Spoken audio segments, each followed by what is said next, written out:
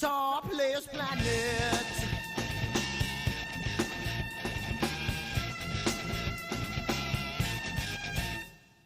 You see it in the papers, you read it every day.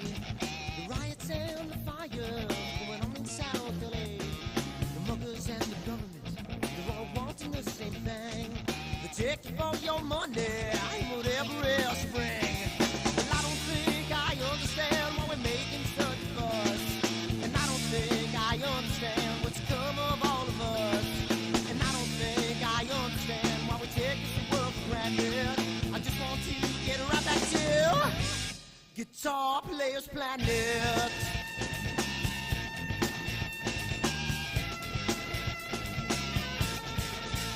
Take me.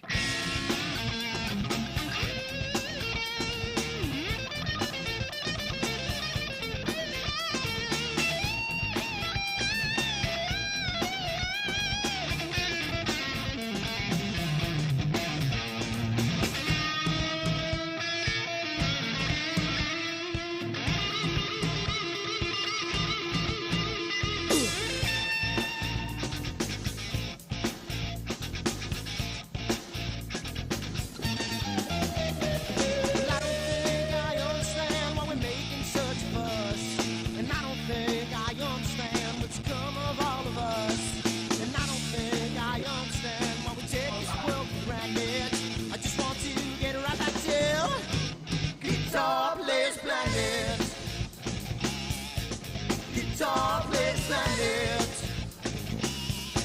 Guitar Players Planet. Guitar Players Planet. Guitar Players Planet. Guitar Players Planet.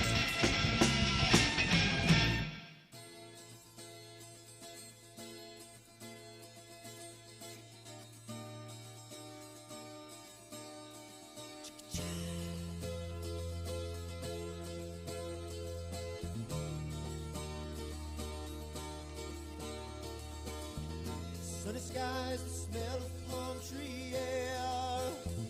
Looking back, I could never feel fair. The way that music has touched my soul, the way that the South holds its control. But I've got a new way to choose. I'm gonna start running back to the land of new. Oh, na na na na na na.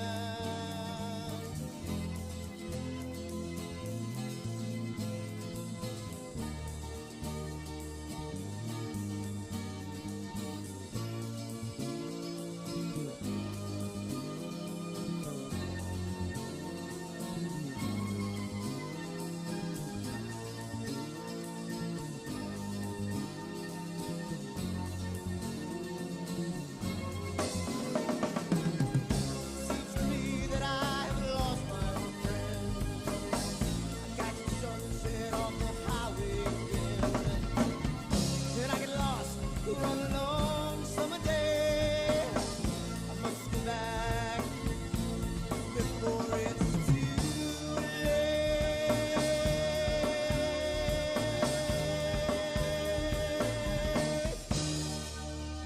If you're afraid, you're feeling alone. But time and space can never unfold. The holidays can ring in your fear. The Gulf Stream breeze can only mean tears. And I've got a new way to choose.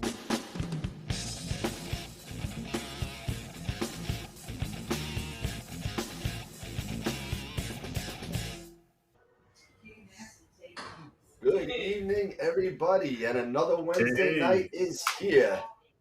Yes, it is. What's going on, guys? How's it going, everybody? I see we got a couple of people out there. Oh, there's Tyler. Is coming back on? We gotta change that social media specialist on there. He should Why? be now a host of AstroWorld, I think. I am You know? still and forever the social media host. You got it, man. No problem. Let's see. It is We got hump some- day. It is hump day. And we got some. It looks like we got some new people on that maybe changed the name. Moto Vlogs Garage. I haven't seen that name yet. And Eddie is there, and Frank is there. A couple other busy bugs. We got 8 people on right now. So hello everybody. Wednesday night yet again, and it's inauguration day. So happy inauguration day, everybody. It happens every 4 years. It happened every 4 years. And, I'm glad everybody is safe and sound. So that's a good thing, you know. Yeah. So. What do you guys been up to this past week? Any imaging fun? Any new toys? Dan, we all got new toys, I think. Who wants to go first? Dan, what do you got? What's me? I got nothing. Oh, I got a dovetail. I got a 14-inch radiant dovetail awaiting a nice telescope that I'm probably not going to get till Memorial Day. So, Jason, your audio's out, I think. So what did you get, Tyler? I picked up Dan's scope. I got the Esprit. I picked up the Esprit 120 ED. And also Mark let me borrow the 6200 full frame from ZWO. Yeah, I don't know what to do with that yet. Other than just image with it. But then what else? I'm getting a Radian plate as well tomorrow. Nice. So yeah, setting up the clouds is what I'm doing for weeks and weeks. So hey, and I also you got to take all the flats and darks anyway. So. And I just went ahead and I'm purchasing the Nightcrawler as well for that 120. Unbelievable. Nice. Okay. It's good to be. That is going to be a sick rig, man, my friend. That is going to be crazy. I can't take it with me. People say. People say you can't take money with you. No, you can't. You can't take money with you. Although they can lay your telescope in the coffin with you. So I mean, if See, that was the nice thing with him sending me the 152 is the case is big enough that the wife could bury me in it. There you go. There you go. Eric, what do you got going on? You got anything new or what? Yeah, well, I am actually trying a mono camera. I have decided to pick up. Tyler was nice enough to loan me his 294 Pro monochrome, and decided to buy it off of him. So the wife gave me the blessing, so I'm gonna buy it off of him. So I am gonna have a monochrome camera. I wish you would have told me sooner. I would have had it queued up. I would have had On the Dark Side by Eddie and the Cruisers all queued up for you. Oh man! Hey, now we just got to convert. I don't know if that's gonna happen. It's gonna take a while. You know what? But you know what? I'm right now. I am working on the Christmas tree cluster, in the Cone Nebula, that area. And for weeks, I have fought with my refractor and getting things in proper focus. And what I mean by that is it looks like everything is in focus. I begin imaging. Some of the images look somewhat good, but then when you zoom in, I started getting the slightly elongated stars, right? And for the life of me, I've been fighting and trying to figure this out. And everything was set. I had the 55 millimeter back focus. I have a William Optics Xenostar 126. If you guys are curious, it's a doublet APO, and I've got the field flattener, it's adjustable field flattener that goes along with it. Had everything set, and still wasn't working. And then, by lo and behold, I was talking to the guys here in chat, and Simon sent me a document that dealing with the flattener, that the flattener requires an extra 3 millimeters of back focus, and I had no idea. So I now I have it at 58 millimeters of back focus, and right now the stars are actually looking good. So if I can bring this up here, I'll show you guys really Yeah. quick. Ooh, live imaging. Yay. What is this? What is this live imaging of? So yeah, so this is the Christmas tree cluster. I'm actually using I'm on the red filter right now. Oh, you're on a filter That's cool. wheel. I've got a filter wheel. I've got the 7 slot 2-inch filter wheel. You got that big frisbee you got going. I get that It's got that monster freaking filter wheel. You got that plate dish. That thing is ridiculously huge. It is. So right Show now, the corners, as you can see, if you can. if I can move over, if you can see, I don't know how far I can zoom in, but you can start seeing the corners. Yeah. And because you can see here, even down here, everything is nice and round. Yep. Here in the Looks corners. good. The only thing I did see in the top, what was that in the top left-hand corner that I kind of saw? Yeah, I saw a Yeah, little right there. What is that? It looks like a double star. It looks like 3 stars. It looks like a double star or 3 stars. Oh, okay, all right. Yeah, because everything else in the field looks good, and except for that, Yeah. I was like looking at that. I was like, what is that? Yeah, exactly. But that looks like 3 separate stars, but everything else, the smaller ones, everything looks nice and tight and round. That looks so much better now, than the other one. It does. And my guiding is under an arc second, so I'm happy with that. Anything under an arc second is fine. Yeah. So now what's the focal length on that telescope? It is 980 millimeter. That's crazy. That's going to be a good shot then. Yeah, it's going to be a good shot. Yep. So it's going to be good, and I'm looking forward to it. The one thing that I have noticed, because I did all my planning through Telescopius, and I've got Telescopius up right now here, and I'm kind of concerned with the because my main target was the Furfox Nebula. Yeah, you were saying that last week.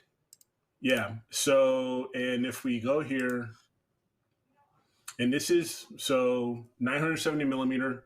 This is with the mini. So this is what my field of view will look like currently. And so I'm wondering, and this is one thing I talked about, the other day and mentioned, is cropping.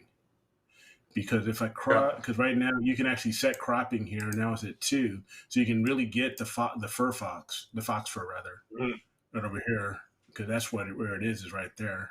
And then you've got S Monoceros, 15 Monoceros, which is the bright star in the in the Christmas tree cluster. I think it's the brightest star in the Christmas tree cluster, like a double star. But that was my thought was about cropping, because this, according to this is cropping 2 times, right?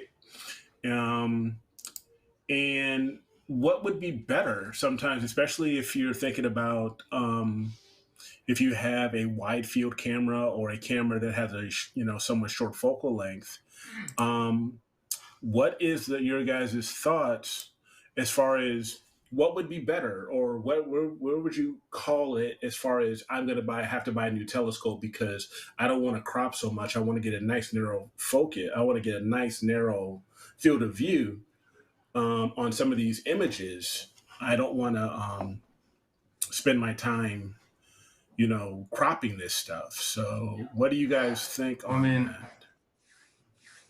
As far as when do you think it's going to be come to the point? When do you get to the point where you're saying, you know what, I need to buy another telescope? Like I need to buy a longer focal length telescope because I really want to get. Because for me, I love nebula.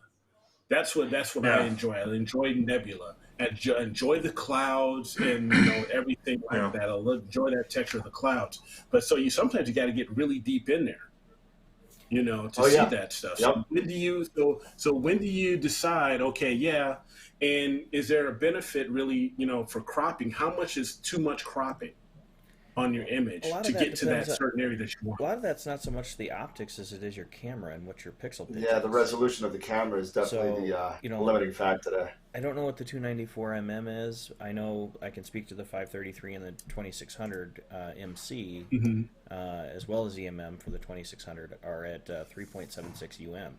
So you can crop pretty well on that and not lose a ton of data because it's a fairly small pixels pitch. Now, if it was the 5.76, I wouldn't crop a whole lot because your pixels are so big already. You're just going to amplify that pixelization. I'm kind of at the same dilemma. I've been testing the 152. He sure is. And I'm at a quandary because Tyler has also sent me the 140, which I haven't put first lights on yet, due to it being clouded over for the next foreseeable week, according to the clear outside. But basically, between the two scopes, I lose 312 millimeter or 315 millimeter of space, or of focal length. But I also get a scope that is portable as opposed to one that is a tank. I mean, the 152. That 150, inches. That 150. I don't know how often you're going to be able to take that to a star party. That's more like sitting in your. But that's not a star party thing. It's on a pier in the backyard, or you're really trying to reach in and grab something further without going to like a RC or the Mass Cas. In all fairness, with the star parties, if we ever have them again, I bring my 18-inch scope, my obsession, to star parties. So just because it's big doesn't mean no. Listen, when I go star parties, I have two scopes. I bring my 18-inch scope for visual, because if it's a dark sky, it's a dark sky, and it's gonna be beautiful looking at some of this stuff just with your eyeball. And I also I still bring my imaging rig, because not for nothing. What do you do if you're at a star party and you're imaging? You sit your butt in a chair for hours on end and just watch pictures come across 10 minutes at a time or more. So what are you going to do in between the 10 minutes? You're going to sit around, you're going to talk to some guys, maybe some people come around and say, what are you imaging, and then leave. But more people are going to be around, and you're going to get a little bit more. You can move around to different objects with the visual scope when you're at star parties. So I actually try and do the combination. And if I'm too lazy, I'll bring the 12-inch instead of the 18, because the 18 needs a little bit of a trailer. so. But I love my 18-inch for visual. I love it. But I want to just tap on to Jason's point about pixel size and cropping, because I know that's something that, Eric, you want to touch on tonight. Now, I have an S-Big camera, and I know I get a lot of slack for it, but my pixels are huge. Yeah. The pixels are 5.4 micron. So unlike you guys, I can't. Once I crop in, all of a sudden you start seeing the pixelation and the undersampling that you may get with something like that, and it doesn't look as good as somebody what Jason said, with smaller pixels. You could zoom in a lot further in before start seeing those little changes in the resolution. Sure. So I can't get away with it. I won't try and get away with it. I actually took a picture of the bubble nebula, and I tried to take 3 different pictures out of it. It didn't work for me. I tried to get into the bubble, and it just looked like garbage. So I stopped. I just kept it one picture, and I'm done with it. But yeah. So I mean, for example, because for example, I was just looking up on ZWO's website. The 294's pixel size is 4.6 UM. Okay. So don't go too far. I wouldn't crop more than about 30%. Yeah, so it's not too big, but it's not small either. No. I feel fairly confident with being able to crop on like the 2600, 50%, cut out the outer 50% of the image, and it's still an acceptable image in my eyes. And again, it's all perception. The other thing to kind of look at is, like you can see going between a 2600 and the 533, you're not cropping per se, but you're looking at a narrower field of view. Yeah, So you are. you're inherently looking at a smaller envelope of that canvas. Right. So in getting a camera that's a smaller resolution like that, I don't need to crop as much because I'm getting a smaller area. Thus, it's a bigger object within that window. Right. No, I hear you there. That's where that 533 really shines, because like what I'm doing on the 152 ED, I'm actually using the 533 to get a little bit more reach. I'm not getting any more focal length. It's an optical trick, because both my cameras are at 3.76 UM. So I'm not getting any pixel difference. I'm just looking at a smaller piece of that optic, thus getting a bigger piece of the object that I'm shooting. Right. Does that make sense? Yeah, no, that makes perfect sense. I mean, I'm even looking at, on Telescopius here, different fields of view, and I've got everything loaded. I'm looking at the 533, and yeah, you're pointing exactly there. So not necessarily would it be, if you really want to get deep into certain objects, like what I said with nebula and stuff like that, you really see those gases. Sometimes it's not always necessarily the telescope, but it's more your camera and your camera sensor that will probably dictate more of what you're going to do versus, spending, That kind of plays into what we were talking about last week with, you spend your money on the optics because it's going to outlast your camera. This is a perfect use case for getting different cameras to better set you up for what you want to image. And looking at it at pixel pitch, looking at it at the resolution that it's doing, because pixel pitch is really the determining factor, not the resolution. Proof in case is the 6200 versus the 2600 APS-C versus full frame. So the 2600 is an APS-C frame, 36 by 24, but you get into the full frame 6200 and you're at is it 56 by 48, something like that? Something like that, yeah, something like that. Exact same pixel pitch. The benefit that the full frame guys are getting on that camera is their ability to crop in, because they're I want to say it's a 376 sensor as well. Yeah, that sounds right. So the pixel pitch is the same, but they can crop more because you're going to get rid of the outer 15% anyways because of the vignetting when you're using filters, whether a filter wheel or filter slider or whatever, or even just directly threading it into that first adapter, because a 2-inch is just shaving the outer edge of the frame with your full frame cameras.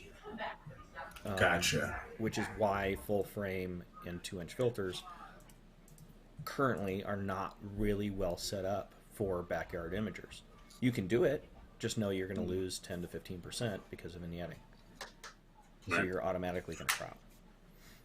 Okay. But you're going to do something. Well, for me, I'm not planning on getting any full frame cameras. They're too expensive. They're too expensive for me. And like I said, I've already got this 2-inch beast of a filter wheel. I'm sticking with, 4 3/4 and, or my 1-inch 533. Well, the benefit there is really the APS-C sensor. It gives you the perk of a larger sensor, more pixel density, but you're within a 2-inch filter. Right. Exactly. And that was one of the things that Mark and I were kind of talking about, because he went off into full frame, and he's been fighting it tooth and nail since. Wonder why. Okay. I wonder. But and as soon as Tyler has a clear sky and he can get out and image, he's going to be seeing that same type of thing. But again, this is the learning curve, and it's great having Tyler playing with it because of his full-time job. It's helping he and I work through things to kind of just storyboard and kind of think things through of how does the industry now adapt to full-frame cameras, because they're becoming more prevalent. And how do we start bringing things to market to be ready for that? From a manufacturing standpoint, how do we adapt the industry to fit the technology? I'm sure eventually they'll figure out a way. So basically, it'll be going to 54 millimeter drop-in filters instead of the 48s. Yeah. That's really what it's going to be. People are going to have to put it'll in. which means bigger filter drawers, bigger filter wheels, more glass, and yet another filter size. But you know, that's really as big as it's going to get. Nobody's going to go to medium format, so we're not going to have to worry about a 60 millimeter or an 80 millimeter. I don't see anybody going that route. At least not many people that I know. Yeah, I'm not going to say never, but that would be just crazy. Okay. Just a quick thing with you guys. It's actually time to make a little bit of a decision. Dun, dun, dun, dun. Dun, dun, dun, dun, dun, dun, dun. I don't like being pressured. I'm done with work. So the question is, I finally finished, I guess, negotiations or logistics meetings with Telescope Live. So the deal is, now a lot of people have been asking me that, can we watch the images come across at the time that the telescope is taking them? And the short answer to that is no, not yet. Unfortunately, they are not set up that way yet, although probably by third quarter of this year, they will have some sort of video feed where you are going to be able to see the videos come across in your folder on the Telescope Live site. But you're not going to be able to. You'll be able to watch the telescope through, from the outside, kind of like looking at an observatory. But other than that, that's not what's going on. But the thing is that we're going to start with the Tarantula Nebula. But what telescope do we want to use? What are our options? We have to take a look at. Yeah, do we want to do wide, or do we want to do, we want to go to? Well, I'm going to show you a couple of things on Telescopius. If you want to give me a second. Sure. Let me just get, because I did put the cameras and the telescopes in my Telescopius profile. All right. Okay, Telescopius. Let me just... So while Dan's doing that, shoot, I can't think of his name. Jason, Screaming Igor. What is the max ISO for the 2600? 100. And it's gain, not ISO. For its gain? Well, I'm doing. It's Telescopius is using it in ISO. Okay, it would be 100 gain. Basically, they do 0 or 100 in my testing with Simon and a couple other people. We found that really shooting at 100 actually gives us less noise than shooting at 0, even though you get better dynamic range at 0. You get a fair amount of noise or grain in the image. Shoot. So we've opted to shoot at gain 100 with the 2600, and it's been more quality images all around. And they are supposedly opening it up on the ASAR side to allow you to choose your gain. But right now, if you choose low, it's 0. If you choose medium or high, it's 100. That's just the way I've got it set up. Yeah. Okay. I'm checking out to see what the 120 will look like with everything. Now, are you looking for the 2600 or the 6200? Or are you adding it so you have both in there? Right now, just doing the 2600. Gotcha. Chris said that his Antillas just shipped today.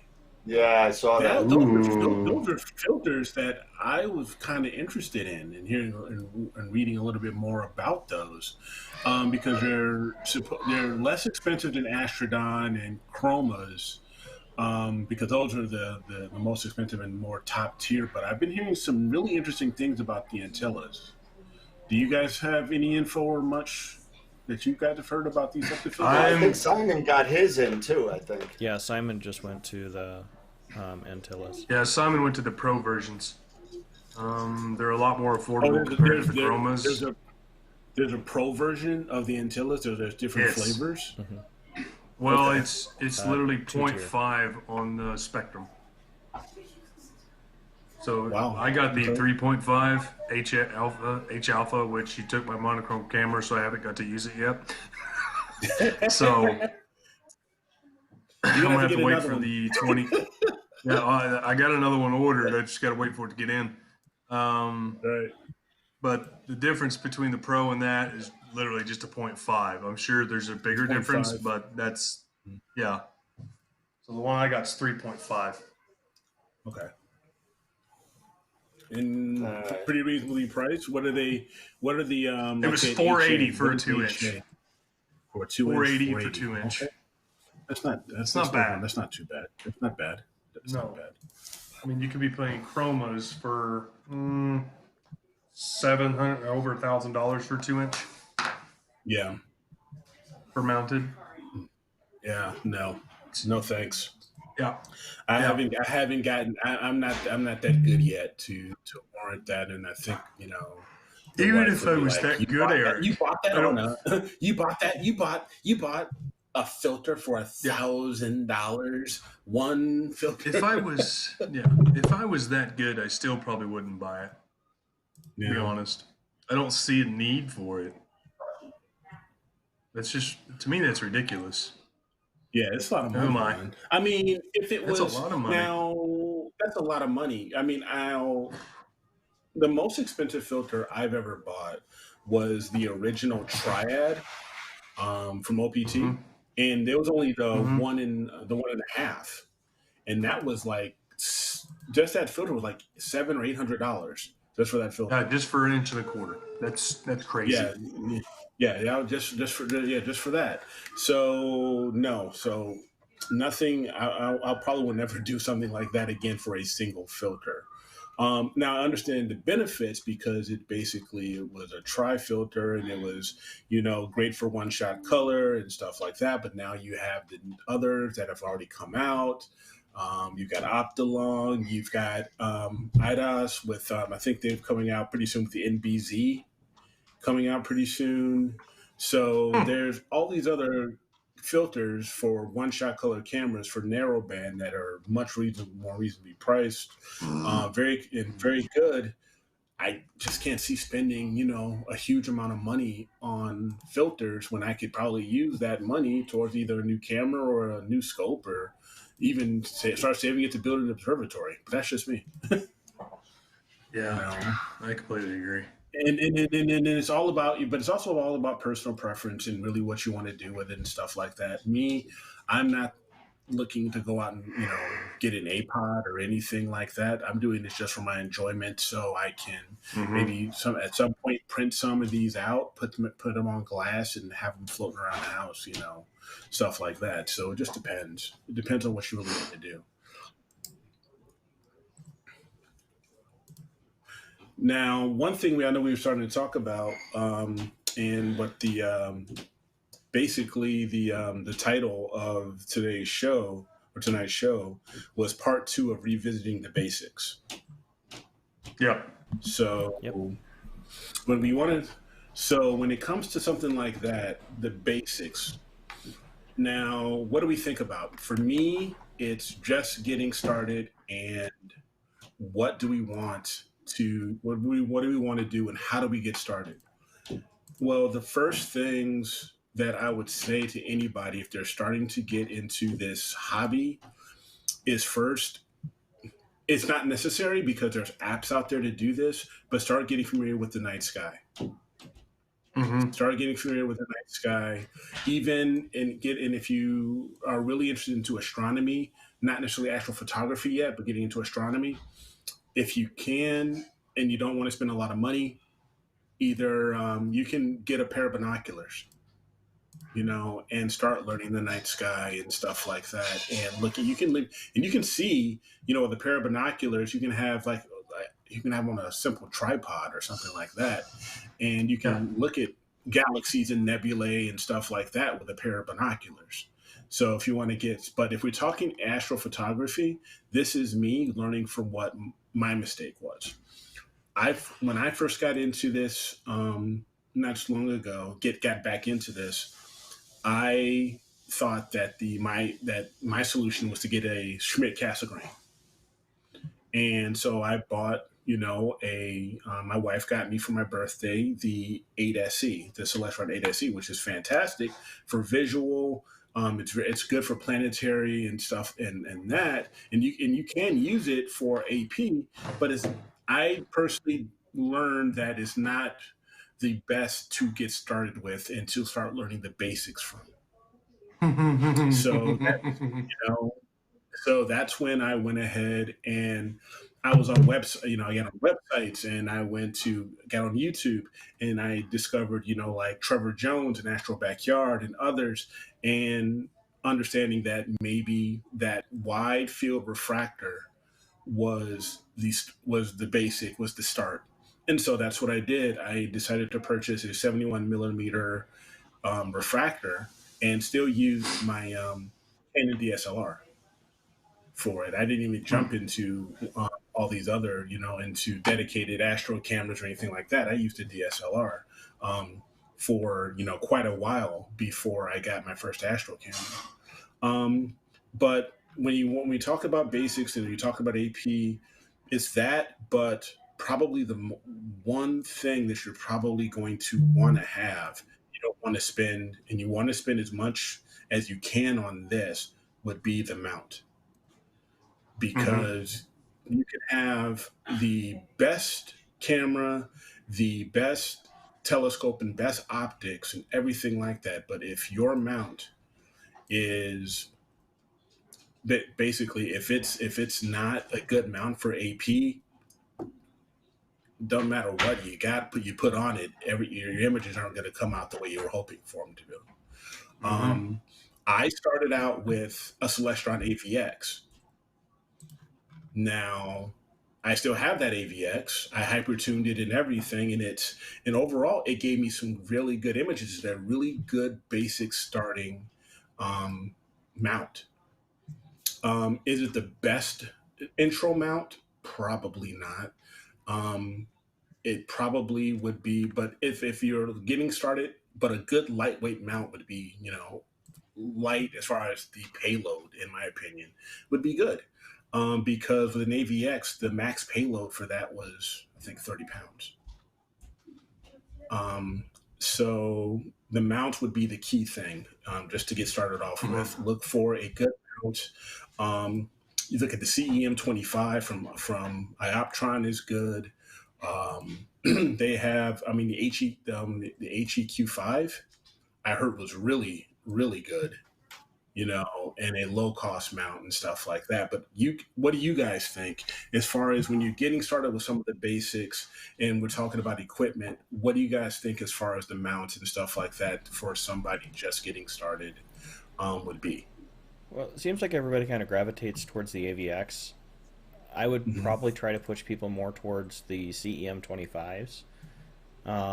Slightly more expensive, but it's going to be a little bit more rounded product. You could get into they make an EQR 25, correct? So that's a smaller payload. Skywatcher. I know. Skywatcher, exactly.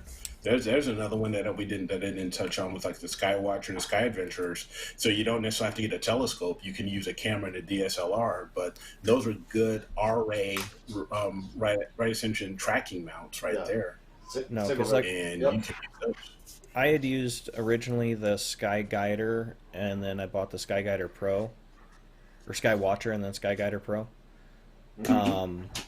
They were good. But, me being the lazy guy that I am, I wanted to be able to do go-to.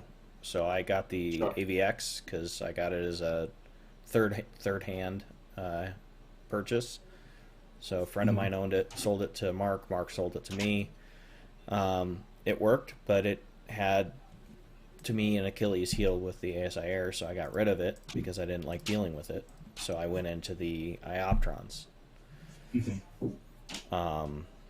But they're extremely good going into like the Skywatcher Pros because they're easy to do. You can go DSLR with a standard lens and be able to get really good track shots. You don't have to be perfectly polar lined to get a good 30-second to 1 minute long exposure, and you can pull out a decent image that way. Especially when you're shooting wide field, it's very forgiving. Yeah, exactly. And that's one of the things when you're first starting out, looking at the wide field lenses or telescopes, anything like that, they're going to be more forgiving. And you can always crop them a little, crop your images a bit, a little bit down if you really wanted to. But that is what you want. You want to be able to, learn from these. These are your tools for learning, and eventually you're going to hold on to these tools and these scopes and things like that. You might move on to a different mount, but you're probably going to you may end up keeping your scopes. I personally have, I think, about 4 or 5 scopes, but but to get to the basics, you can start off with a DSLR. With your exact lenses, things like that. You don't have to spend a huge amount of money until you really want to get into, like, to Jason's point, into a go-to tracking type of amount. You can do a lot of cool things. Simply, astrophotography doesn't just necessarily mean planets and nebulae and stuff like that. You can do Milky Way. In landscape astrophotography, you can do if you wanted to, you can set it up and do star trailing, and you can do all those things with probably the stuff that you already have in your house that you use for family photos. So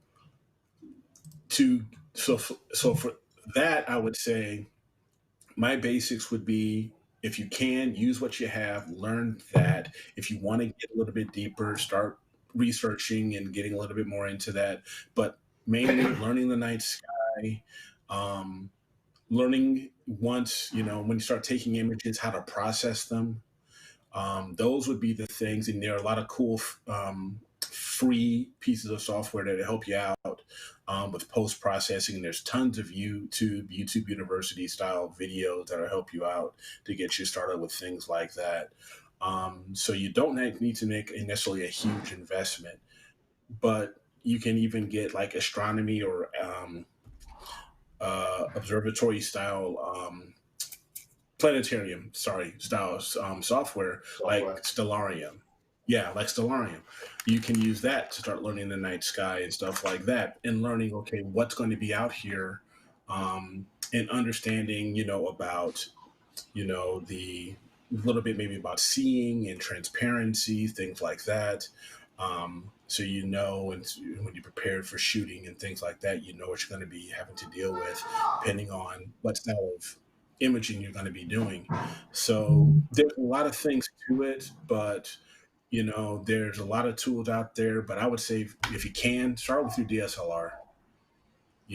Start with that and go that route, using the tools that probably you already have in your house, and go from there, and then start to expand as you get a little comfortable with doing the software bit, because the software bit is going to be it's probably the biggest thing that you're going to need to understand and learn, and dealing with post-processing and stuff like that. That's going to be the monster.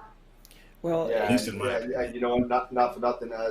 Everybody talks about software, and a lot of people come out with, PixInsight. Yeah, it's about $300 and something, but to Eric's point of that he just made, is that there are a lot of free image processing, image acquisition, and planetarium software that is out there for free.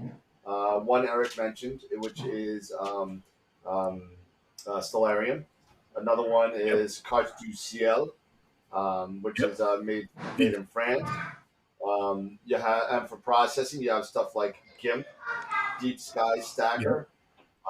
There's a bunch of free stuff out there. All it does is take a little bit. If you want a list, feel free to get in contact with any of us, or to go to your local astronomy club, and I'm sure people will have plenty of ideas for everybody getting into this, and doesn't want to break the bank or get divorced. You'll get there. But the same things, you get a little bit what you pay for. So you get a little bit more functionality out of something like PixInsight where everything's all in one. Whereas if you want to get free software, you would have to get them maybe in 2 or 3 different places. It's not to say that you can't get good images and good results out of these. You can. Sometimes it just makes it more easy. It's kind of like, when you're, I guess I'm a golfer, like everybody knows, you go golf and you buy a cheap set of clubs. Sometimes if you spend a little bit more for better clubs, you get a better result. So just keep that in mind. Yeah. No, and like I started with Deep Sky Stacker. I tried a couple other on the Mac that they yielded decent results, but with anything you spend a lot of time learning. And if you're going to invest and get heavily involved in this, invest in the best. PI is a very capable program. It is a bit to bite off. So I understand that. It is a little bit cheaper to get APP, but APP doesn't do as much of the post-processing. It's more the stacking and combining. You can do a little bit of the post in it, but you don't get the results you do through PI. And that is if you're true. like me, learn from my decisions. I won't call them mistakes because they're not. It was a learning step. I did this free stuff for a while. I got frustrated because I just couldn't get anywhere near the results. So I ended up going into APP and partnered up with Mark to learn it, and then eventually, transitioned into using it fully. And then once I kind of hit a wall with what it could do, I ended up buying PI. So I know we're throwing a lot of these around. So APP is AstroPixel processor. A very well outfitted, very moderately priced software, but it does a ton, and you can get a good image out of it fairly easily. Yes, and if you don't want to spend a lot of, just don't mean to interrupt, Jason, but if you don't want to spend a lot of money on APP, one of the cool things about APP is that you can rent a license for, I believe it's about $50 or $60 for an entire year. Yep. So you can rent that license, get familiar with that software, and if it's something that you eventually outgrow, then you can move towards a PI, or you can spend, I believe it's like $180 for a full-blown license. To license it. APP. Yep. For forever. But that's how I started. I got the $50. I spent the $50 for the first year just because I wanted to learn it, but I don't want to. I couldn't afford at the time to spend the extra $130 on getting the full blown license. Sure. So they give you that option just to try this out, and they all have a free trial. Nice. They all have a free trial. I want to say with APP it was like 20 or 30 days. With PI, it's 60. Yeah. Is it that long? It is. I thought it was that long. Yeah, it's 60 days. Yeah, 60 days. Which is really generous because you can really get a good grasp on what it does. And they're full featured. It's not a neutered. You don't get a watermark. None of that. It's a full featured, full license. It just expires at the end of the trial if you don't license it, and you can't circumnavigate it. So, but it'll give you a really good baseline as to whether or not it fits for your learning curve and your imaging technique.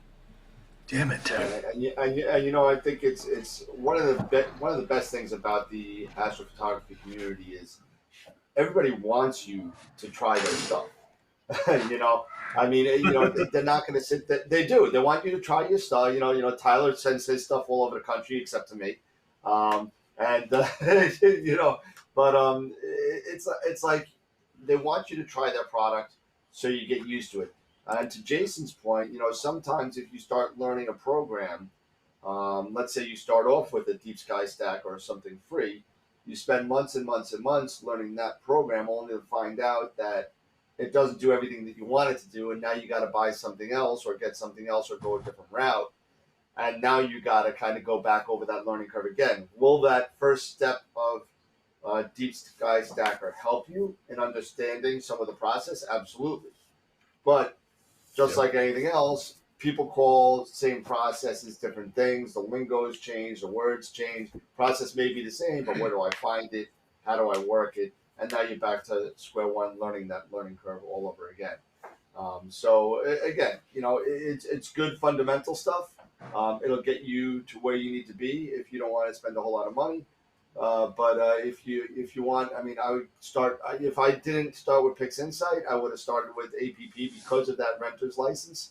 I think that's an outstanding deal. I mean, that's great.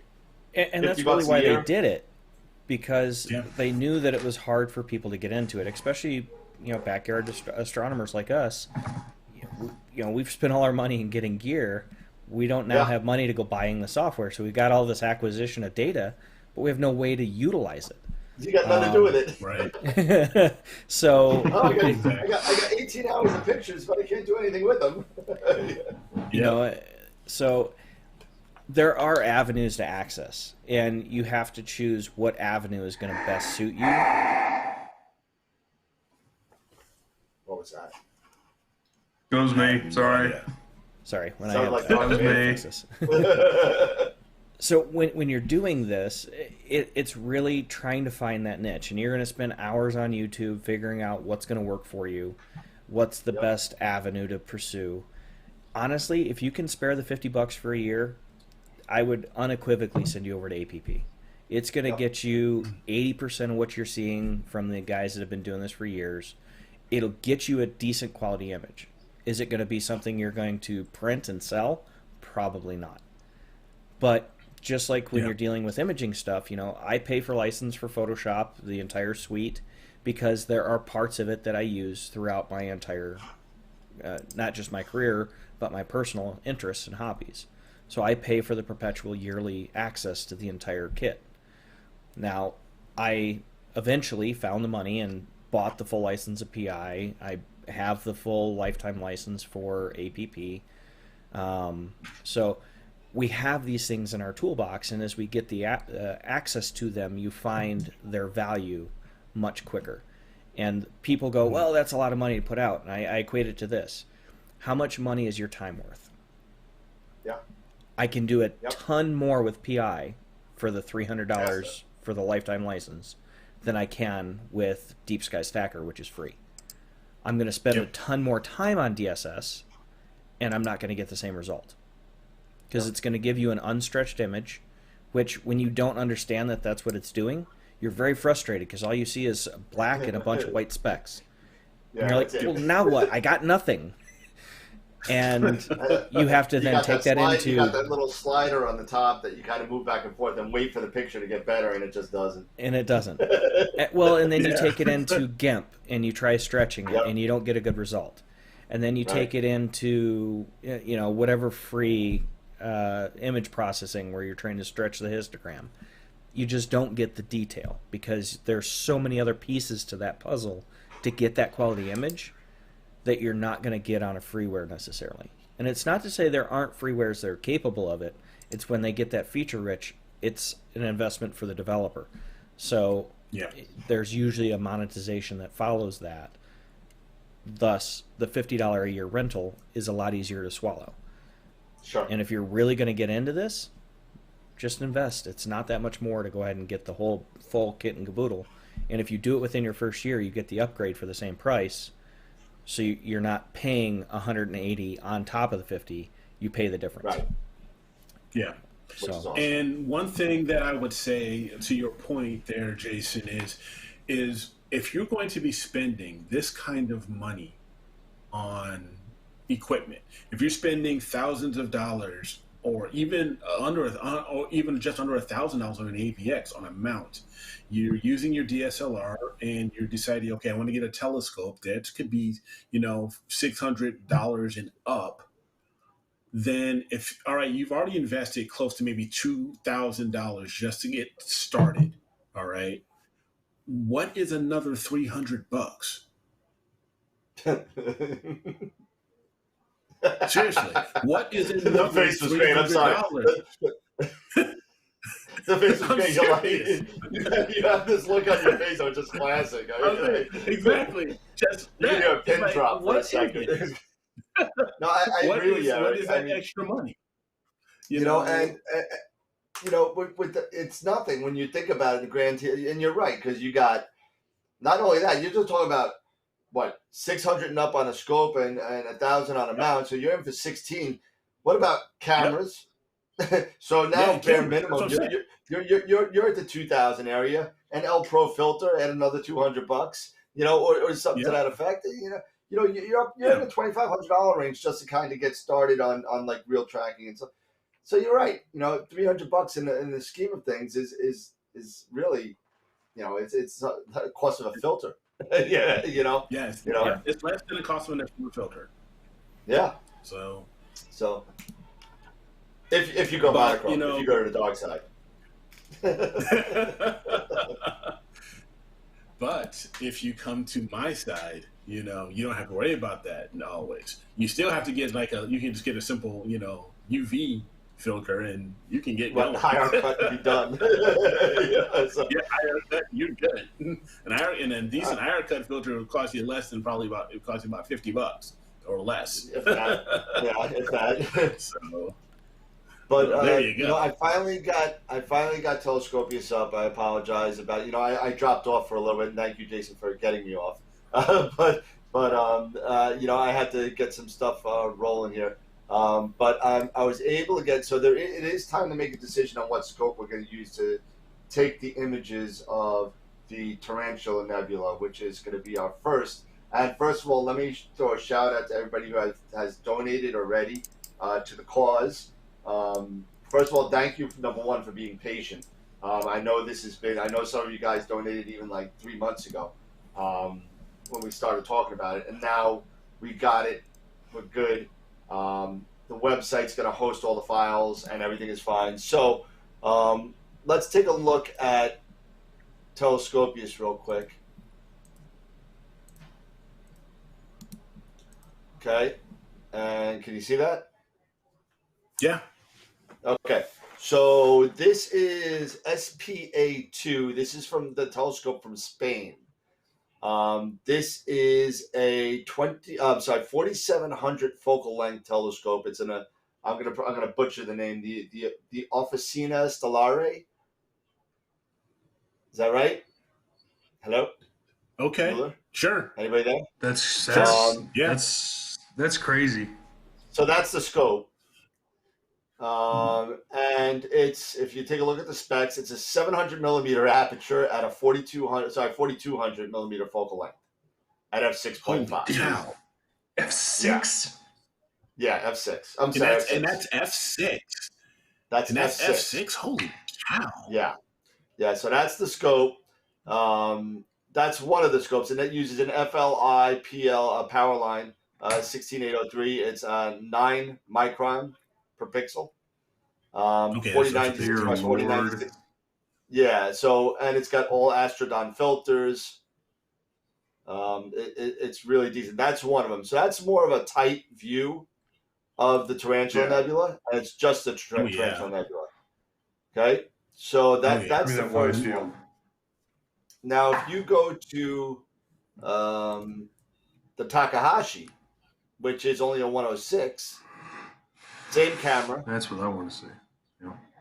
Okay, I have everything in here. So the Takahashi 106, that's what it looks like. But you get a lot more. Very wide. I mean, we can kind of do like one of these and get the cloud and the tarantula and a whole bunch of other cool stuff going on up here. I like that. So that's another option. Yeah. There's another actually in Spain. There's another 106 as well. Same camera, just so you have it in the same area. So Australia, they have another 106 with the same camera. So it's the same exact thing that we were just looking at. Okay. And in Chile, they got the CDK 24. The plane wave. Yeah, the plane wave. Where is it? The CDK 24. And that's with the CDK 24, which is a PL 9000.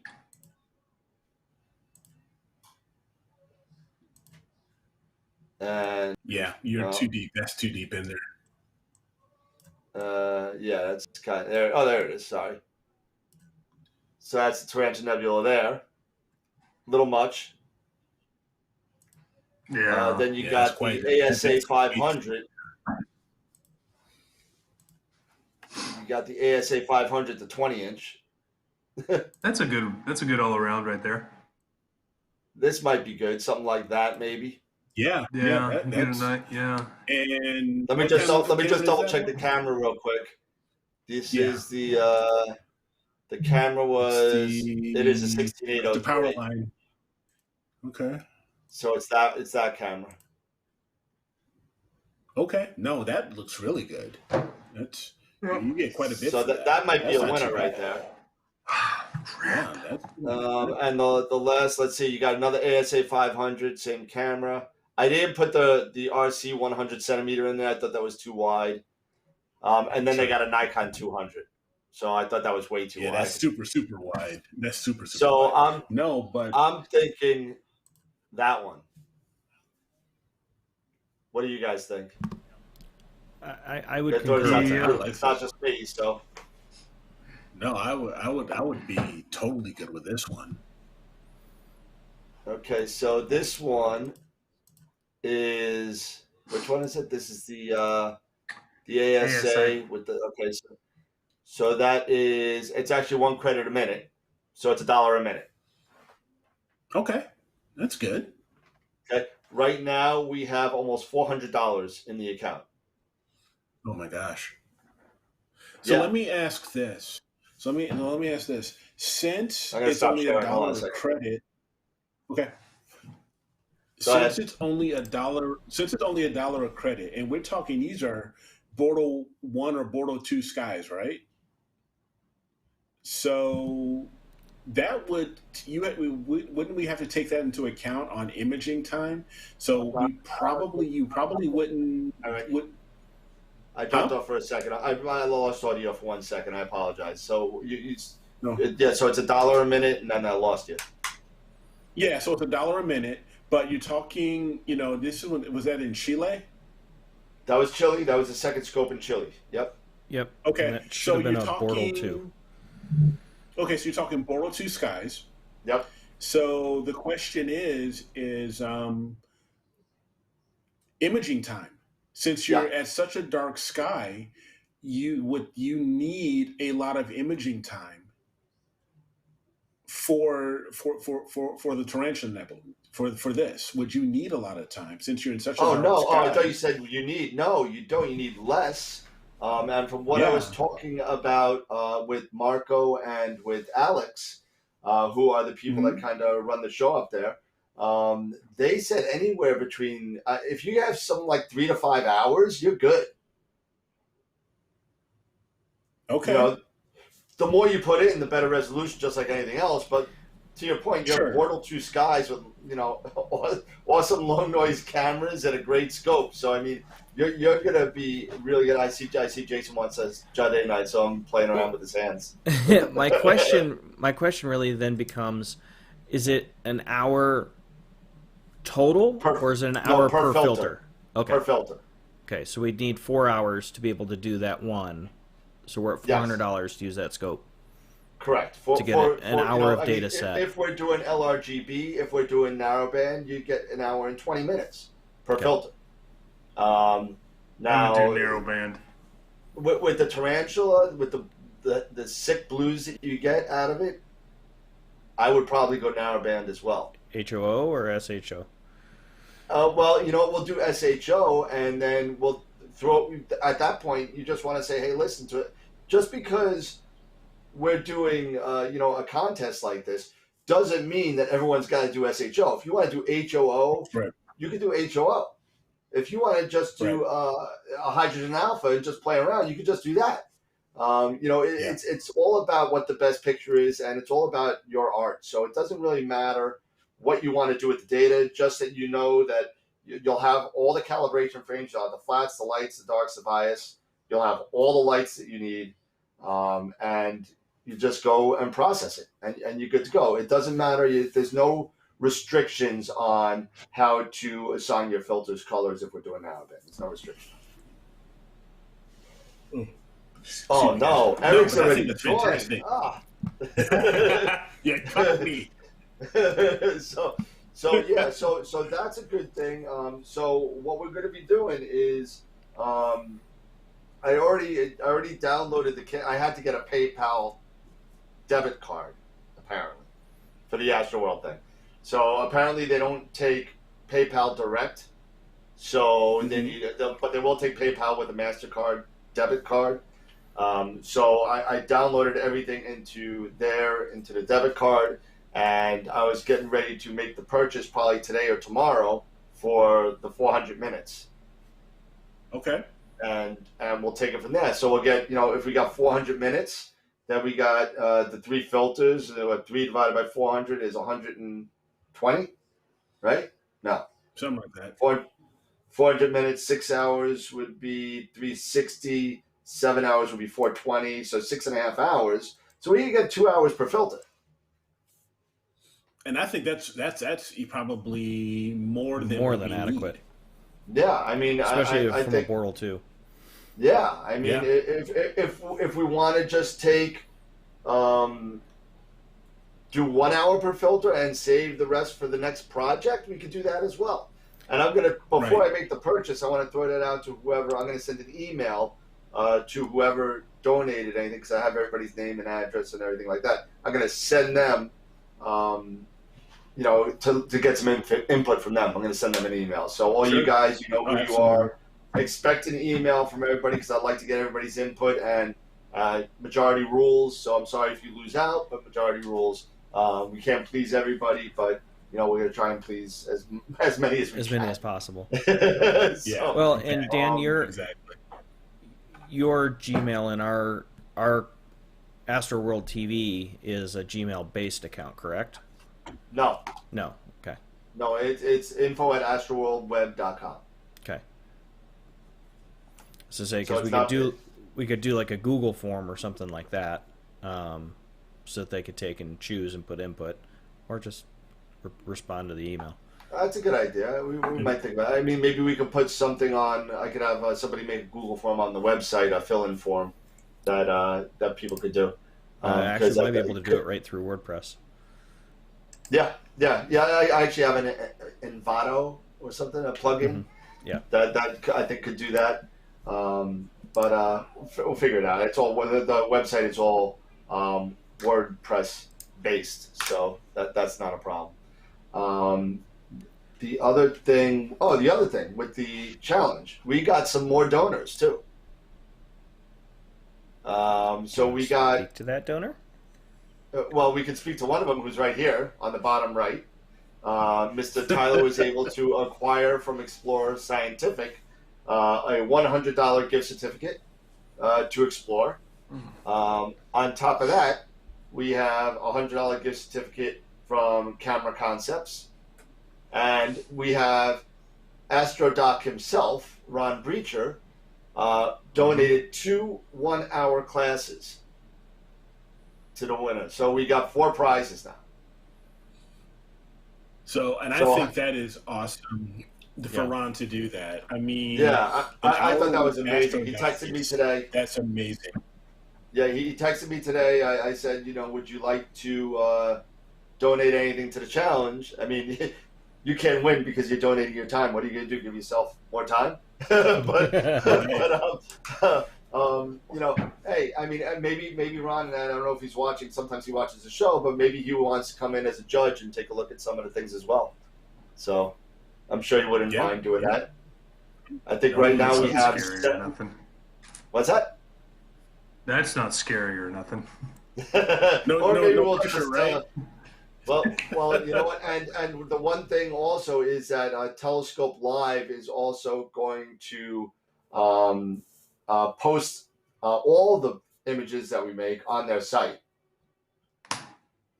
So that's going to be pretty cool too. That'd be pretty cool. I mean, it's turned out to be a pretty cool thing. So I also have a video that I just finished tonight, and that's not the one that Jason's going to show, but I finished another one. Don't do it yet. I know you're right. He's got a trigger finger. But I have another video that talks about the AstroWorld Challenge. So it doesn't only go to the 9 people that are watching. It will be going to everybody else as well. I'll be putting it on YouTube, Facebook, and I'll be blasting all the places so everyone else can see. So I hope we get some more donors and we get some more time, and you know what, even if I'll tell you this, even I'm going to add this to the rules too. Even if we start taking images and we hit the limit of the image for that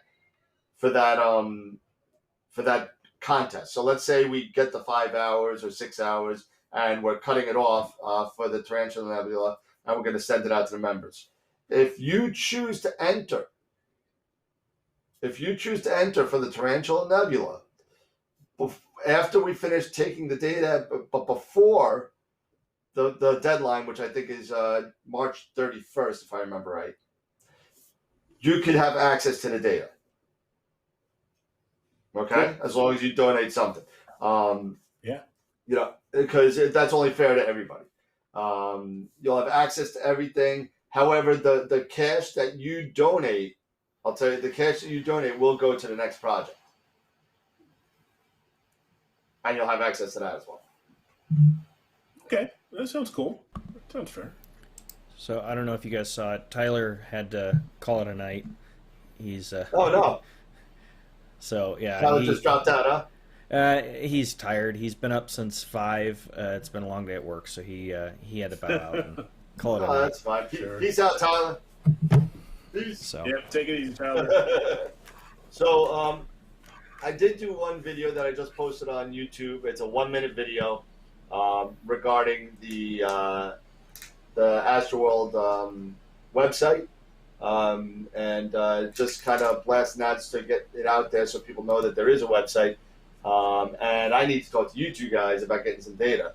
So, you know, so something to fill like. So please, guys, when you visit the website, it's still a little bit bare bones.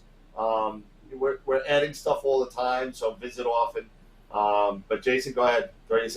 Again, I made this video in an hour, so you'll excuse the quality if it's a little weird.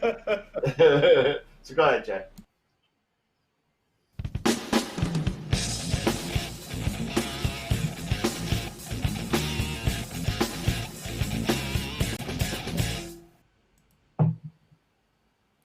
Hi everyone, Dan Higgins here from AstroWorld, and I would like to announce the launch of a long-awaited website, www.astroworldweb.com. Here you can see what the whole team is up to, and we have some of our astro photos, our gear, and even some of our sci-fi tangent reviews. From the site, you could also catch any of the AstroWorld TV episodes that you may have missed, and if you don't know about them, we're on every Wednesday night at 9 p.m. Eastern Time on YouTube and Facebook. At astroworldweb.com, you will also find out the evolving information regarding our first Southern Sky Challenge contest. It features the Tarantula Nebula. So how are we going to get the data? Go to AstroWorld Web and find out. And as always, please feel free to contact myself or the team at info@astroworldweb.com and give us any input that you may have regarding the site or the show. And as always, keep imaging, keep educating, and keep having fun. And we'll hope to see you soon from all the team at AstroWorld. Clear skies.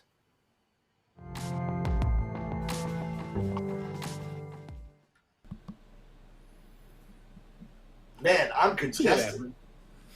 I sounded horrible. I didn't even know it was that bad. It's all right. Do I have a cold or something? Yeah. It must be allergies. It's good advertising. Yeah, there it is. It's good advertising. So yeah. So that's the first one, and then I also have another one that I finished the video shooting for. I hope it doesn't sound as bad as that sounded, but for the contest. So I'm gonna blast the Facebook groups and everything with that, and they're probably gonna hate me or bounce me out or something. So well, I don't think that they'd bounce us out because most of them are pretty open to it from what it seems. And as long as we put in the descriptions exactly what we're doing, we're not trying to gain money from this. We're using the money generated to be able to give people access to data that they wouldn't normally get. Yeah, so, and what I'm all just for transparency purposes, because I know that there are scams out there, and I know there are people that are just trying to get money out there. We're not trying to do that.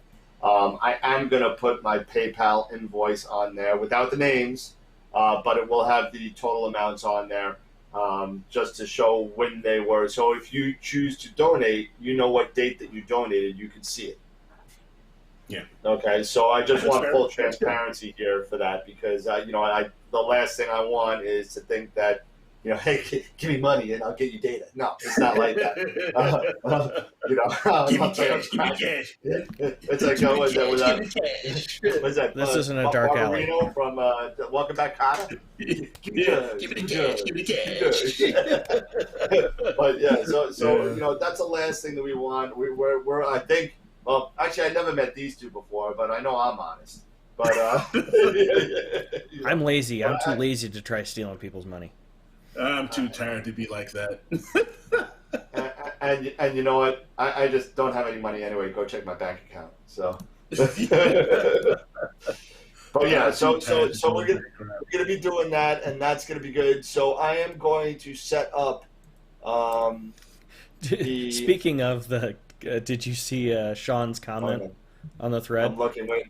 Let's see. Worst Sean. image wins Ron's. Yeah, there you go. An hour with Ron. Worst image wins Ron. So it's kind of like again, here comes the golf anagram now. They have if you ever go golfing and you have a golf thing, they have an award there. It's called the most honest golfer. And what the most honest golfer is, it's the person with the worst score.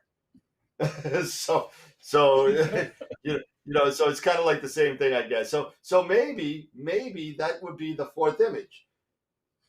Yeah, there you go. There you go. The worst image. But that wouldn't be a bad thing, though. That wouldn't be a bad thing. And I don't know if I would call it the worst image, and I will call like the one with we'll call it the needs improvement award. Yeah, the needs improvement or the most. You have the most potential, so we're going to give you. Yeah, there you go. Yeah. That might not be a bad thing. That's a good idea, Sean. Thank you so much. I think we're going to do that. Really. We should be doing something like that for the people that And again, it's not about poking fun at anybody. Haha, you got the worst one. You suck. I'm going to give you a lesson. No, it's not about that. It's about learning from everybody. And I'll tell you one thing right now. Just from being on the show and hanging out with these two guys and a couple other ones that have been on with me, I've learned so much over the past year. It's incredible. And that's what it's all about. It's all about getting better at what we like to do and not getting frustrated and having an outlet to kind of get the questions answered that you need answered. And Ron is a plethora of information, and he will show you so much stuff, even only an hour. He will show you so much stuff. Just have a list of what you want him to teach you, and he will teach you everything. Off it goes. Trust me. Yep. Off he goes. The guy's really good. He is. So. Yeah, Sean. The most potential award. There you go. I love it. The most potential, yes. It's too bad I can't win that because I need that. We're all not eligible, unfortunately. Yeah, so. We are not. Especially being that we're judges. Exactly. So I'm thinking that we're gonna go with the 1900 millimeter scope, which is the ASA reflector. Yep. From Chile with the Pro line, the Power Line is 16803. I think that's what we're gonna do. So that's gonna be Chile number 2, I think. I think that's right. Yeah, that sounds right. Yeah, Chile number 2, and that's gonna be a really cool picture. That's gonna be a lot of fun. Yeah, that's gonna be a lot of fun. And I'm looking for, like I said, one of the things when we really talked about, when we really got this started, that I was just so excited about this. It was just because, just imagine the fact that you're getting data that you would probably, at least from, here where we live in the Northern Hemisphere, you would probably never get this, unless you join, iTelescope or these types of services and to learn. The biggest thing about this is just to learn how to process. And that is probably, one of the greatest things about this is that, you had this opportunity to get some really great data from an area that that you never really thought you would be able to get an image from, and you get an opportunity to process this stuff. So I'm really looking forward to it. I think we all are, and I know all the people that have donated, are really looking forward to it. I got one guy, and I love him, and you know who you are. He calls me like once a week. When are we doing it? When are we doing it? When are we doing it? I'm like, dude, I'll put it on. I'll send you an email, man. But you know what? It's all good. You know, everyone's excited about it, and everybody wants to do it. Yeah. So it's happening. So hopefully, now from when I make the purchase, it could be anywhere from 4 days to a week, and we could have all the data. And that's one of the nice things. Part of the guarantee, they guarantee us the data that we purchase. Correct. Lost your audio. Lost your audio, bud. Yeah, it's back. There you go. So the good thing is they guarantee the data. So if for some reason there's clouds come in or they have an issue, they guarantee us the number of images for the time that we purchased, which is why it's not a set it tonight, get it tomorrow.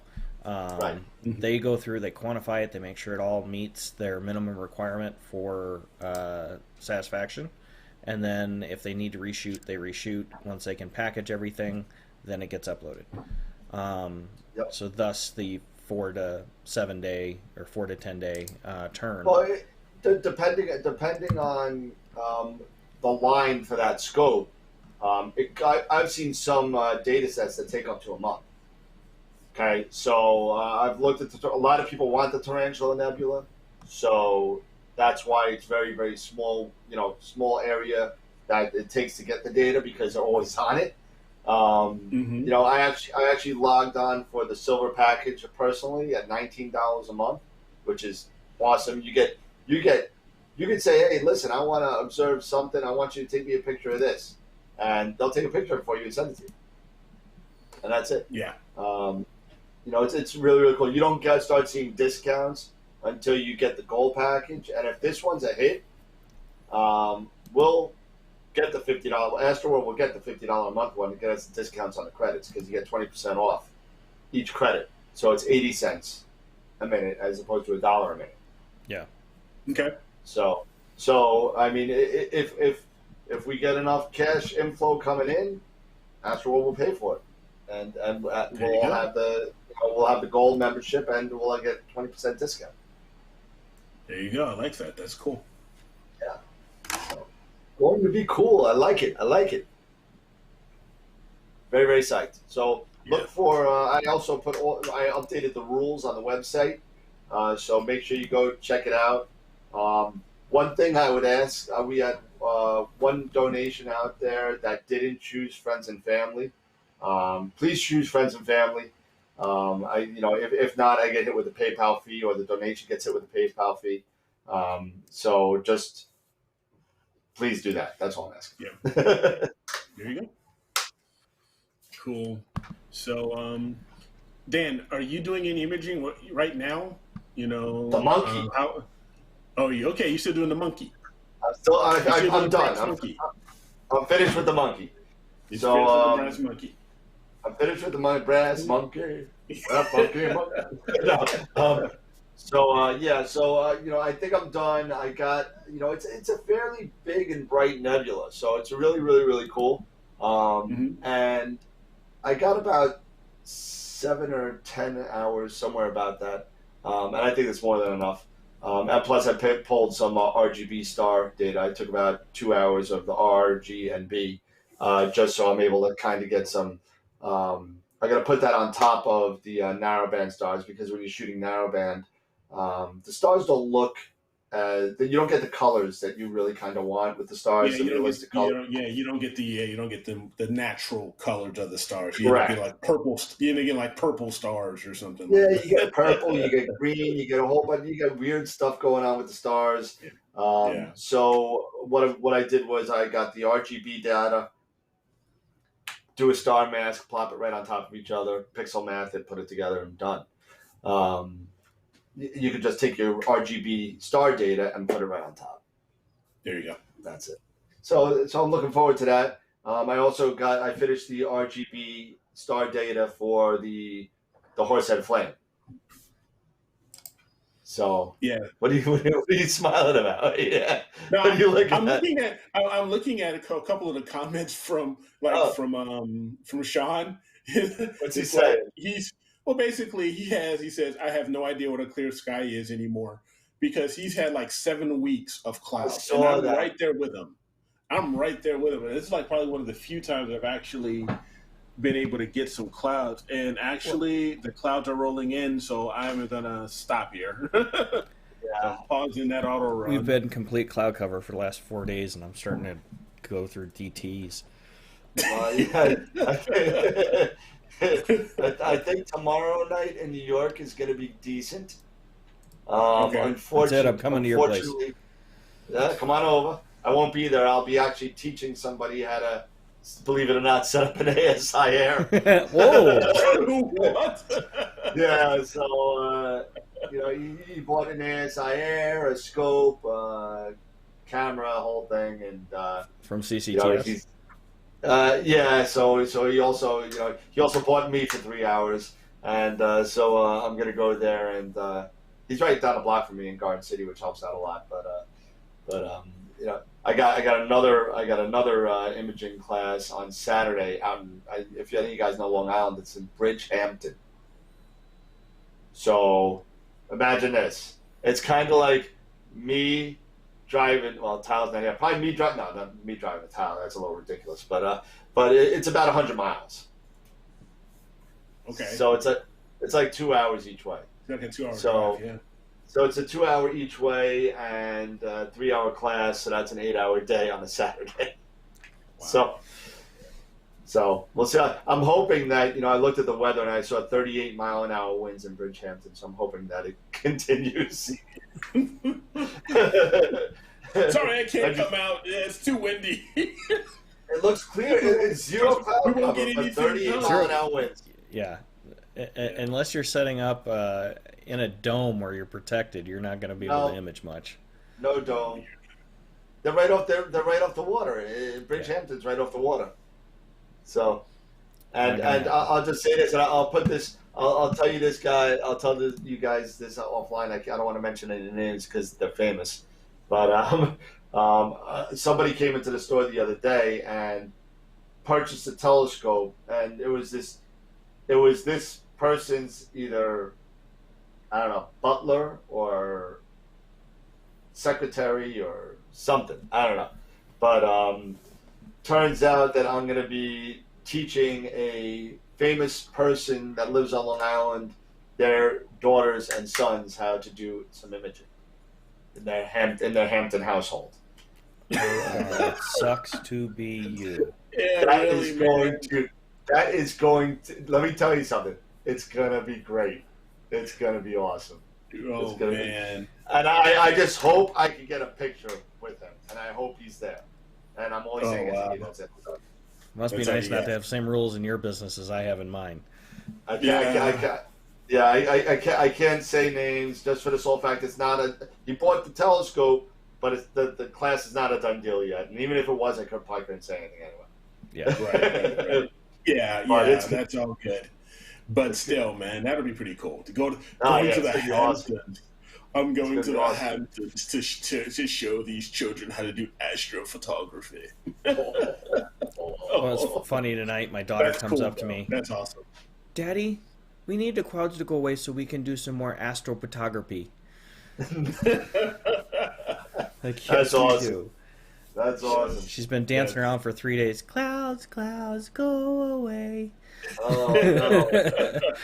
You got to get her a little telescope so she can hang out with Daddy outside. She doesn't have to. There you go. I just give her my other iPad and she can image on the second scope. Oh, there you go. I've got two ASIR Pros. There you go. You image on this one, Daddy. Do a live stack. Do a live stack and be done. Yep.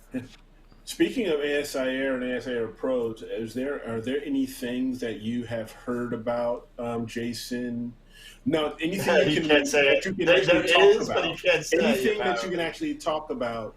That they're working on or thinking about working on, or anything that's starting to get some traction as far as a request. Any requests out there? There's a lot of traction on the request. As to what they're going to be able to do, it hasn't been divulged yet. The big one that people will be getting in the next release, which hopefully should be happening here in about 2 weeks, we're in beta on a new release right now, a release candidate. they're going to do plate solve from an acquired image. So when you've taken images and they stay on your card or thumb drive, you can go into your image management and open up that light and click on it and click Go To, and it will plate solve the image and slew the scope to match it. Of course, you don't get the rotation, but you get the same field of view. That's pretty smart. That's pretty cool. That's cool. Yeah. So it'll also help for doing mosaics and things like that. So it's a step in that direction. It's one of the things that they've talked about and agreed to wanting to get it into the time frame. They just haven't set the time frame for mosaics or multi-image acquisition. There was a release candidate that just came out like 2 days ago, but of course it's been clouded over since Monday. So I haven't been able to really play with it because I need clear skies in order to really do much with it to actually see what it's doing. But they're debugging some of the stuff. This one is going to fix a few of the major flaws that they had in 151. But all in all, I mean, they're polishing it every release. So we're probably a good 2 to 3 weeks, I'd say, from public release. Because the group that I'm in is the pre-release candidate, so they've got 20 core testers that do all of the major bug side, where it is just riddled with as they're trying to actually write the code. And then once it's 80-ish% or better polished, it comes to us. And there's 34 of us now in that group.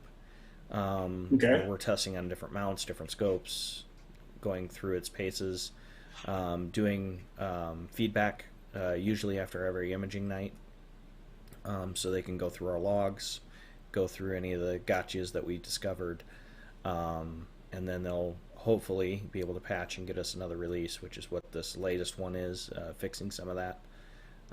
So hopefully we can get a week or two. I know a lot of the guys are fighting the same thing all of us are right now, as clouds, including Simon. Yes. So surprisingly here, we don't normally see clouds 7 days in a row, and we're going to be. So it had been gen clear. I was at my job in California where it was gen clear. I came home, it was gen clear Monday night. I imaged, or Sunday night, and then Monday, Tuesday, it's been all cloudy all evening. So like this today at 5 o'clock, it was clear as a bell. 5:30, complete carpet of cloud. Nice. Yep. So that's what I deal with too. It's like you get these beautiful clear days, you know, and then 6 o'clock. Soon as it's like that sunset. It's like here come the clouds. You're just like, here we go again. So since we're on the topic of the ASI Air, and somehow we always end up to go to the ASI Air. So me not being not my strong suit, the ASI Air is not my strong suit. Is there anything that you guys could maybe tell me what to be, any stumbling blocks that you may think about that? I mean, I have a little bit of background. I have used it. I got a solid back of what it could do. But is there anything that you guys could tell me that I should watch out when I'm doing this Clash with the Sky on tomorrow night? The big thing is making sure that you have all of the metrics, and by that I mean focal length for guide scope and for your imaging scope, the cameras you're using, the you're going to want to look at make sure the mount is in the catalog that'll control, and what if you can research the mount that they're using so you know what baud it's going to be talking on. Gotcha. Whether it's 9600, 15,000, 120. So having those type of metrics already in your bag will help you. The nice thing is you select the mount, it should default to it, but sometimes you got to go through and manually do it. The nice thing is with the imaging scope, you don't have to know the focal length. You put in 0. And once you've got it focused, then you can take an image and plate solve it, and it will calculate the focal length that it's seeing based on field of view. Now, just as an FYI, touching on that, when you're just one of the things, just so you don't freak out and say, "Oh, why can't it do this?" When you are plate solving or imaging, say if you're looking at Polaris, you can't. When you hit plate solve, it's going to basically tell you can't plate solve because you have to be at least 10 degrees away from the north celestial pole in order for plate solving to begin. Or is it 5? 5 degrees. Yep. Okay, 5 degrees to be a way to do any type of plate solving. Gotcha. So just to let you know that they still use Sky Safari, with ASIR, but now they have gotten so much better with their catalog. Yeah. That I honestly I don't use Sky Safari anymore. So you can do a lot of the go-tos now straight out of the ASIR catalog. Because they've expanded it so much, so that'll be really good. Are there any accessories that you're going to be also using with this AIR? Is it going to be EAF or EFW or anything like that? Yeah, I'm still waiting on all that information, but I know how to kind of hook all that stuff up. That's not an issue.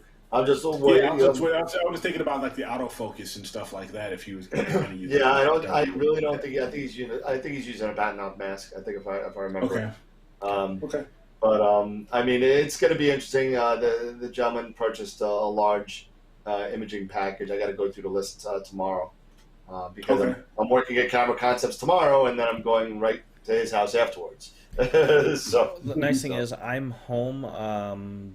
Depending on the time of day that you're there, I have a small shoot tomorrow afternoon. But if you need to call, I can try to walk you through it, or Eric can, I'm sure, as well. Yeah. I mean, I'm not anticipating anything kind of crazy because it's literally, I don't expect to get first light tomorrow night. I really don't. I would. Sure. Yeah. Everything sets up so quick. You should be able to take, even if you're not using the image, you should be able to acquire the image. Maybe towards the end we'll get something, but it's only a 3-hour class and this guy knows nothing. Gotcha. Okay. So I gotta walk him through the setup so he understands the setup. It's not like I could just if I could just do it myself and say, hey, boom, boom, boom, boom, boom, okay, we're done, and then see you later. That's not how the classes work, unfortunately. It's sometimes it's like the first time I did a class with this other guy, the whole 3 hours was just setup.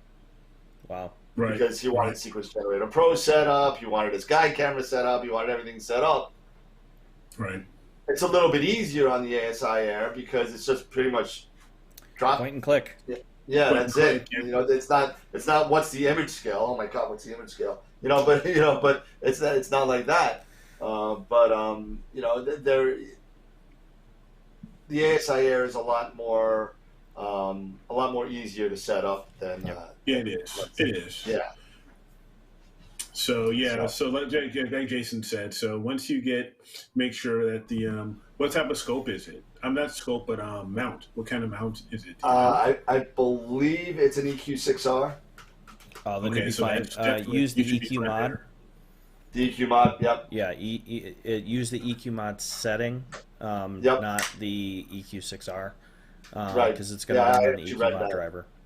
Yeah, I actually read that. Yeah, so. And it should be the 115-200 or 115-200. Mm-hmm. Yeah.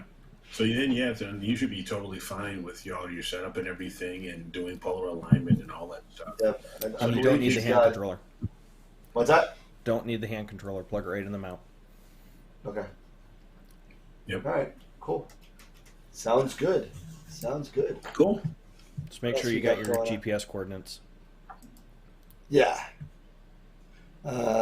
Jason's fault. Let's see what else is going on. It's Mark's standard answer. Where's Mark? Is he even there? I don't see him. There he is. That was Jason's fault. Yeah, he just came on because he just realized it's Wednesday night. Hey, Mark. What's going on? Sean, I know you were showing up. Thank you for showing up. Eddie. Tyler Bolton. But yeah. So what's all right, so now the weather is cooperating, so I'm gonna try to get another couple snapshots in for me Okay. Then, because right now I'm doing red, and I decided to do 30 red. Okay. And then there's supposed to be some cloud cover for a couple of hours, and then about maybe close to midnight, the clouds are supposed to break for the rest of the evening, and then maybe I can get a little bit more of maybe a little bit more red and maybe some green and blue, but we'll see what happens. My big thing now is the EAF, because for some reason. And Jason, help me out here. With the EAF, do you necessarily do you have an EAF? I have an EAF on both scopes. Okay. Or sorry, filter wheel. No, I have the focuser, not the filter wheel. No, it doesn't mean you have the focuser. So you have the EAF. Okay. So basically, going through the EAF, do you use bin 4 when you do the EAF, or do you use bin 1? So the thing that I've found in achieving initial focus, I have to switch to bin 4 to be able to get the stars to show up. When I'm doing my AF routine, once I've gotten focus manually, bin 1 is absolutely fine. But to initially get the stars, I'm in bin 4. Okay, so to initially get the stars when you're doing your manual focus, you use bin 4, because I do that as well. But when you're ready to initiate autofocus itself, you're in bin 1. I'm in bin 1 because I image in bin 1, so I want it to be the same as what I'm imaging, so that there's no difference. Because you will see a discernible difference between bin 1 and bin 4. Right, okay. So I'm using bin 4 just to be able to get me kind of punched in and be able to really get sharpness on the star. And then when I pull out and switch it over to bin 1, and then I run the autofocus routine, it'll drop right in. Gotcha. Cool. Okay. And that may help you too, Dan, when you're trying to achieve focus. If you're having issue, you can use the focusing tab. Even though you're not using an EAF, there is a focus tab that you can go in, and it's a quicker refresh live feed. So you can see the manipulation that you're doing rather than having to image, make an adjustment, image, make an adjustment. It basically turns it into a video camera. Yeah, and so you can set the interval. But it's nice because then you can actually see in real time, and typically like during an autofocus or initially achieving focus, I'll crank the gain to get the stars so I can have a shorter exposure. Just to be able to achieve the focus. And once I have it, I'll back the gain down to where I plan to image. Jump into bin 4, check the focus, and then jump back to bin 1, run the autofocus routine with the EAF. You won't have that luxury without the EAF on there. That's a lot of work, man. It's really not. I can literally achieve focus on that in probably a minute and a half. Okay. That's not bad. And that's manually focusing, getting it in, getting pinpoint stars, letting it go through the AF routine. Because what it does is you get it to what you consider to be sharp. And then it'll pull it out an X number of steps and then walk it back in. And then walk it out and then jump back. Curve. Yep. Yeah, because you get the V curve. Yep. So you have to have it parked there first. If you're too far out, it'll do a reverse belt. It's the same thing with same thing with Sequence Generator Pro. It's gonna assume the focusing is outward, and if you don't get that nice V curve, it's gonna your autofocus routine is gonna be completely off. Even on Sequence Generator Pro, it's the same thing. Well, and then the nice thing that they changed, and it's one of the things I can talk to about the EAF and the autofocusing capability. When they did the bell curve initially in the first release on 151 with autofocus, it would shoot and build a V curve and then come back and it'd shoot like 4 to 6 images to get you back to your focus point. Now it looks at the focus point, minimizes the curve, figures out the lowest value, and re-images that, verifies that it considers that to be the sharpest of what it took, and it doesn't take the additional 3 to 5 steps. So it more quickly acquires the autofocus. Yeah, in SGP it does something very similar. So same thing. I always start pretty close to focus in the beginning because I lock it down when I'm done with my imaging and I unlock it when I'm done. But turn it on, run the focuser, and then it does. It goes out focus. I think it's like, I don't know, it's like 400 or 500 steps, and then it comes in and it goes negative 400, then positive 400. In the middle, it'll average out the half flux radius, and go to that step later on when it's done. So well, and that's the thing, ASIR isn't reinventing the wheel, because most of the stuff that they're using is already public domain or open source. They're just adapting that code to Raspberry as opposed to an OS. Gotcha. Conventional OS. Cool. That's good stuff. So yeah, I'm looking forward to playing with the ASIR again tomorrow. Good. Then you can get one. I've had two of them. Until we get him to get rid of his S-Big or add another camera and tripod, another telescope, it doesn't do him any good.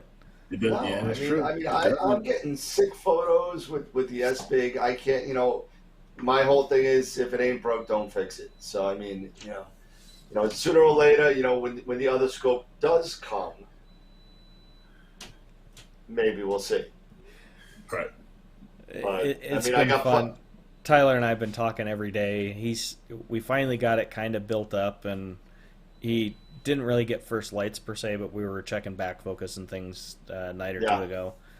So he's been playing with it. We're waiting for parts to come in, of course, and now he's bent on replacing the focuser. And I'm like, of all of the companies, you're going to replace their focuser, but all power to you. Yeah. Those Esprit are actually really nice focusers. Oh yeah, I still got mine in a box, but I sit there and I love the Moonlight. I think the Moonlight's great. I think it's got a little bit less to be desired because it is a little bulky, and it adds a lot of weight to the back end of the tube. I think that's definitely an issue. I got the 2-inch Asato that I'm going to be putting on the 80, and I think I'm gonna pull the trigger on the 3-inch for the 120. But we won't we'll go see. down. But we'll see. Well, you know what? I mean, with all these astronomy classes, it pretty much pays for it. So yeah. So I mean, I got 2 astronomy classes this week, and that pays for half of the 3-inch. So there you go. No, and that's the thing. Like, Tyler's trying to talk me into buying one of the 2 scopes that I've been demoing. The hard part for me, and kind of tying back to what we were talking about earlier about pixel scale and focal length, I'm kind of at a quandary. Both cameras that I image with are the same pixel scale. Okay. So the only real difference is in the 3 scopes that I have in my possession. I have my 102, which is my original that I purchased. I have the 152, which is on loan, that I did an eval video on that I'm still trying to finish and waiting to get some education on image editing. Okay. And then he also sent me the 140. So the difference is the 152 and the 102 have FPL 100 glass. Okay. The 140 has the FCD 100. The 140 has the FPL 53. Mm-hmm. Considerably better optic in most people's opinion. Mm-hmm. But the difference is my 102 is at 714 millimeter. The 140 is at 952. Mm-hmm. And then the 152 is at 1215. Okay. I'm loving the reach of the 152. Right. But in practicality, how often are you going to use something that far out? Yeah. But if I go to the 140, there's really no point in having my 102. Yeah. Because I'm losing 320, 350 millimeter from the 152 to the 140. Right. I'm gaining 160-ish millimeters. Right. To go from the 102 to the 140. But you got the FPL 53. That you have the better glass, yeah. But the what is the right decision to make? And that's the thing that luckily I get to play with it, so I don't have to make that financial decision. So I'm in a not common predicament, but I get to play with it, and I get to figure out, is it really worth me spending the extra money? Right. Ideally, I love the way that 152 looks. It's huge. It gets a lot of wow factor, but Jesus criminy, it only weighs 22 pounds. Yeah. The case weighs a little over twice what it weighs. That's scary. Wow. But is that 152 carbon? Yeah, all three of them are carbon fiber. So that's my thing. Being here in the desert, I'm a big fan of carbon fiber because I don't have to deal with the temperature acclimation as much as the aluminum scope folks do. It's not dramatic, but I don't get the flexure or fluctuation in the tube that an aluminum scope does. So especially for here in the desert where we've got a 30-degree swing day to night, it makes a difference. And even if you leave your scope out and it's been cooking all day, especially being black, it's going to be considerably warmer than ambient temp. I don't have to worry about it swelling. I don't have to worry about it changing, thus changing my optics and my focal. But I sit there and I listen to Mark, and he's like, I've never had a problem with my 120. I leave it out all the time. It's got the telegizmos over it. I pull the telegizmos off. I just start shooting. It's not a big deal. And I said, well, that's great. But through the night, you have an autofocuser on, so it's making those adjustments. Now I have an autofocuser as well, and I set it for time and temp to do those adjustments. Right. You add enough stuff, eventually you negate the issue. Right. Or at least minimize it. So, again, you just really have to find what is the best solution for your budget. Right. And I've been fortunate that I've been able to add a little here, a little there, a little here, a little there over the last 3 years, and then happened into my current situation with Explore Scientific and gaining access to this stuff to kind of play with it, doing reviews to help them. In turn, I get to play with different scopes. And it's not just going to be the series. Eventually he wants to get me into the Newtonians and the Comet Hunters and to play with those things to further round out my knowledge of the entire field, not just refractors.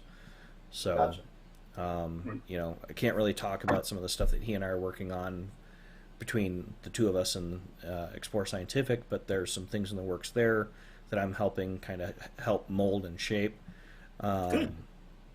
That once everything gets done and they make the official announcements, is going to be big for the entire industry.